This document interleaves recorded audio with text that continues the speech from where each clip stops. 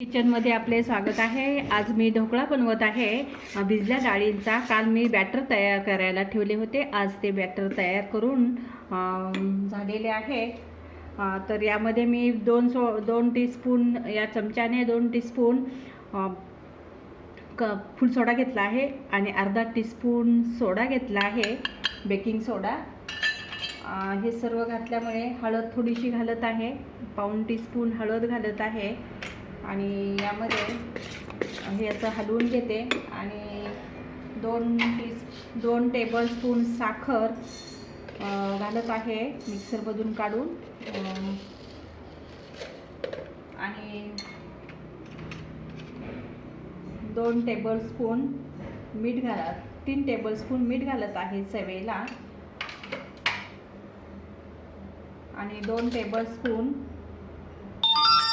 तेल घालत आहे, गोड तेल।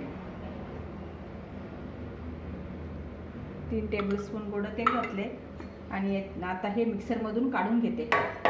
मी डब्याला तेल लावून घेतलं आहे, ब्रशने ब्रश केलं आहे त्याला आणि आता याच्यामध्ये मी सर्व मिश्रण घातलेलं आहे आणि अर्धा डब्बा घालत आहे, अर्धा डब्बा वर फुलवण्यासाठी ठेवत आहे। दोन्ही डब्यामध्ये मी बॅटर घालून घेते आहे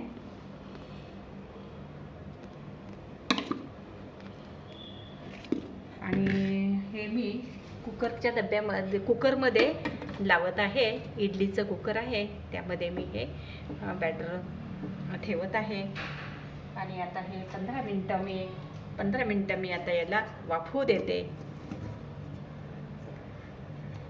असं दाखवायचं पुन्हा म्हणते असं दाखवायचं। आता हे पहा, मी गॅस बंद केलेला आहे। 15 ते 18 मिनिटं झालेले आहेत। आता हा कसा झाला कसा ओळखायचा, तर ही आपली स्टिक आहे ना, तर याला चिटकत नाही आहे, म्हणजे हा झाला आहे। पहा, आपला हा स्पंज झालेला आहे।